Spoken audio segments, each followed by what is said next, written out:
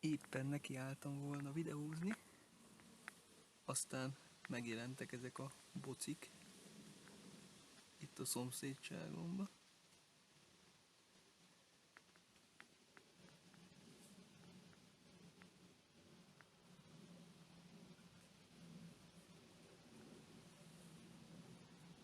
Na kezdjük a videót.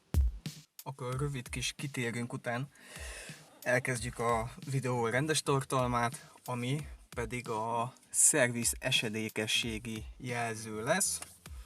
Ahogy látható a képen, nekem is megjelent a kis villás kulcs a napi kilométer számláló mellett, és az mellett föl szokott villanni még az oil felirat, ami a motorolajcserét jelzi, és az INSP, az pedig az ellenőrző szervizt jelenti. Nekem nemrég volt már ilyen szervizem meg olajcserém is, de hát automatikusan jelzi a rendszer ezt a dolgot, amikor szerinte esedékes. Aztán az ennek a kiiktatását fogom megmutatni. Erről van például nekem a kiskönyvben is egy leírás, hogy hogyan kell, de YouTube-on is fönt vannak angol nyelvű videók, de az lehet, hogy nem egyértelmű mindenkinek, úgyhogy azért gondoltam, hogy megcsinálom ezt magyarul, és akkor érthetőbb lesz.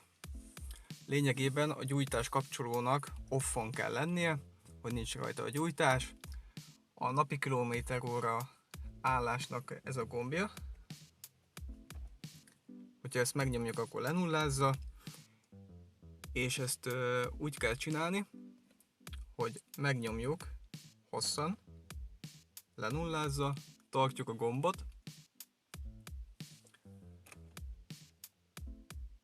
aztán a folyamatos nyomás mellett rátesszük a gyújtást. 10 másodpercig legalább nyomjuk a gombot, és utána elvileg meg kell jelennie 4 vonalnak, akkor 3. Az látható is, hogy elengedjük a gombot, akkor el fog tűnni a villáskulcs, és nem fog többet megjelenni az oil meg az ins felirat. Úgyhogy most el is engedem, és el is tűnt onnan. Úgyhogy lényegében ennyi az egész.